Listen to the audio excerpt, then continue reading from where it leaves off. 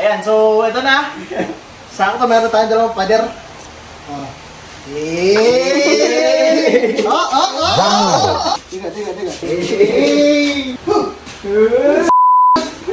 Iwan!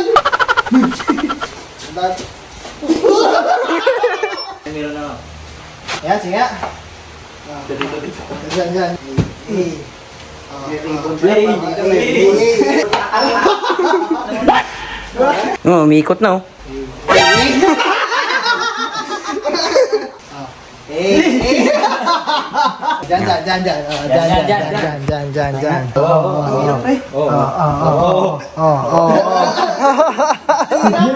Let's go. Tara na at maglesonan, baby.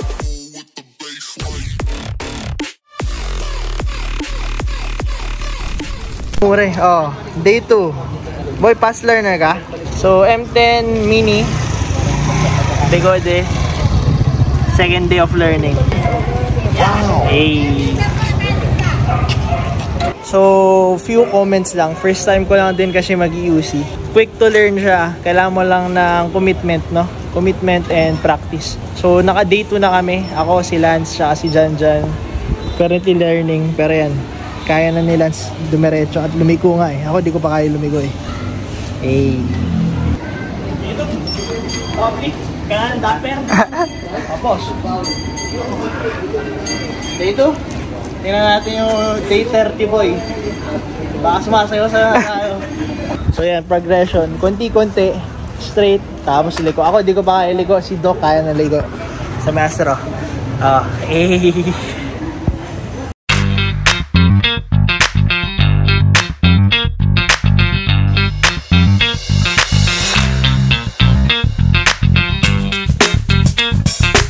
Alright, so April 1 kami ng gabi nag-unbox.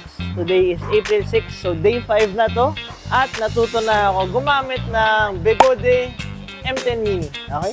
So, it's that easy to learn, no? Pag matututo kayo gumamit ng electric unicycle or EUC, kailangan yun ng commitment. Okay? So, papakita ko ngayon sa inyo. Bam! Beautiful machine. One of the advantages talaga ng EUC, space saving. Very compact. Ito na yung pinaka-compact na nagamit kong electric vehicle sa buong buhay ko. Aside from very exciting gamitin, adrenaline andyan talaga. Naiintindihan ko na bakit mga gumagamit ng EUC ay gustong-gusto gumamit ng EUC. Meron din kasi mga gumagamit ng electric scooters na lumipat na sa EUC. Medyo naiintindihan ko kung bakit kasi iba talaga yung feeling with regards sa paggamit ng EUC. Wow. When it comes to safety naman, for sure, mas safe gamitin yung electric kick scooter. Pero itong EUC comes with practice and experience. For sure, magiging safe din. So, day 5 ngayon, pakita ko sa inyo yung progress. So, ito yung pinakamura natin Bigode, si M10 Mini. Sobrang portable, bro. Kaya, sakya mo, binubuhat mo lang ng isang kamay. Sobrang convenient. Gagawin nyo din, lagi kayo magsuot ng helmet. Kung applicable, magsuot kayo ng elbow knee pads, lalo na while learning, gumamit kayo. Sobrang compact na ito and portable. Kasya ata mga 20 piraso sa kotse nyo, no? So, mabilis lang naman to gamitin. Meron ka lang on button dito. Tutunog na siya. Okay, so day 5 ngayon. With a tremendous and reasonable amount of practice, kaya na natin sumakay. Bam! Okay. So, kung kaya ko, mas kaya nyo. 5 days of practice. Kailangan nyo lang talaga commitment. Kailangan nyo lakasan loob nyo pag-testing kayo ng electric unicycle. Ano lang naman siya? Balance. Lalagay nyo yung center of gravity nyo sa gulong. Tapos, dapat yung taas, relax lang. To move forward, lean forward. Okay? Lean forward. Huwag kayong matatakot. Mas mind games kaysa sa muscle games. Okay? Siyempre meron din siyang learning curve talaga. Yung nature ng paggamit ng electric unicycle is first time nyo lang ma-experience. Kasi paano yung ginagamit nyo para mag-balance and move forward. Pero yan, day 5 to. Kaya natin gamitin agad. Yes, darling. Okay, yeah. Eto na, andito na tayo. Ito yung gusto kong mangyari. Yung ako yung nagbe-video habang nag-unicycle. Beautiful machine, baby. And always wear your helmet.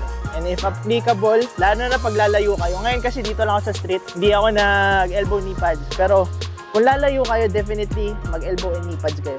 Okay? So, current price nito mababa lang. Check nyo yung page natin. Hindi lalampas ng 30. Meron na kayong electric unicycle, wala pang 30,000. Max range, 20 kilometers per full charge. Max speed naman, 30 kph. Very lightweight. Very lightweight talaga. Kung gusto nyo mag-bimodal, ang ibig sabihin ng bimodal is sasakay nyo sa kotse, tapos ipapark nyo yung kotse, then gagamitin nyo yung electric vehicle papunta sa work. Perfect to. Kasi kahit maliit kotse nyo, kaya siya to kahit 5. The Gold M10 Mini is available now at Motor EDV na.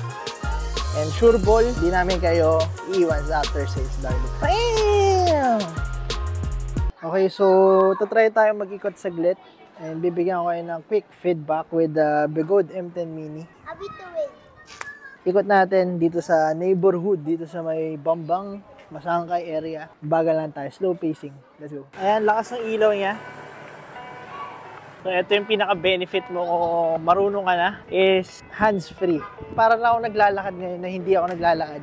Kasi nga, yung makina yung gumagalaw para sa akin.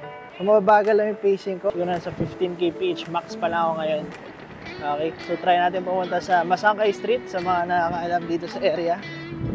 Bagong style ng vlogging to. Yan, taking it slow, one step at a time, baby steps, baby step. Advice ko na rin kung magpa-practice kayo, dun muna sa walang traffic, baby steps, no? Baby steps. Pero don't forget to step. Yan yung advice ko. Baby steps, pero mag-step kayo. Ayan, let's go, let's go. So ngayon, sa lubak ko dumadaan, very manageable. Kailangan nyo na talaga ibigay yung weight nyo dun sa EUC at i-trust yung vehicle. Tsaka isa na ring advice, keep your eyes on the road. Kung may ine-expect kayo mga lubak and mga konting uka-uka ng kalsada, kailangan nyo mag-bend na maigi. Sarap. Sarap boy. Sarap mag-EUC. Naiintindihan ko na ba't nag-EUC yung mga tao. Masarap mag-EUC. Wait lang, ito may humps. Oh. Okay. Okay.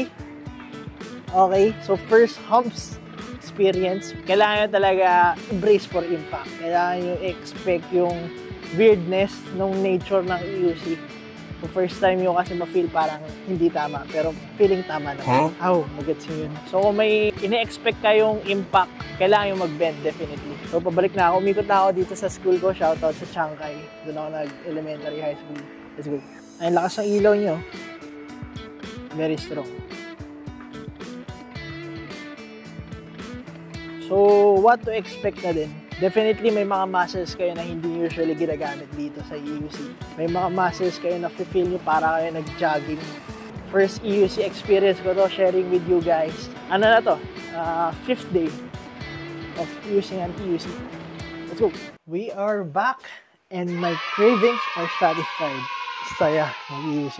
Itong unit na to ay para sa mga taong malapit lang yung office, number 1. Number 2, or malapit lang yung destination na pinupuntahan. Number 3, gusto space saving. Sobrang space saving nito, maniwala kayo sa akin. Tapos gusto nyo laging isakay sa kotse, pwedeng-pwede. Ito na yung pinakamaliit na electric vehicle na nagamit ko.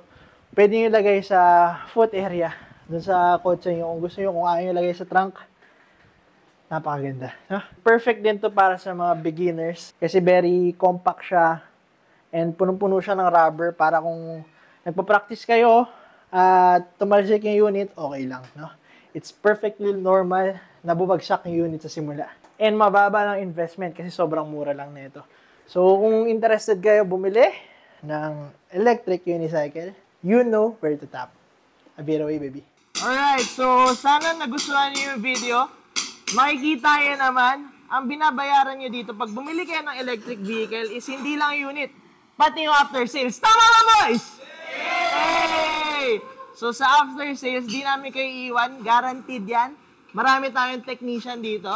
Para sa inyo, kakagdag kami. Everybody, let's go! 5, 6, 7, 8. Kaldag! Kaldag! Kaldag! Kaldag! Kung gusto nyo bumili, shop location namin and contact number, price list, papakita ko ngayon. Bayam! Post nyo na lang kung gusto nyo. I'll be away, baby.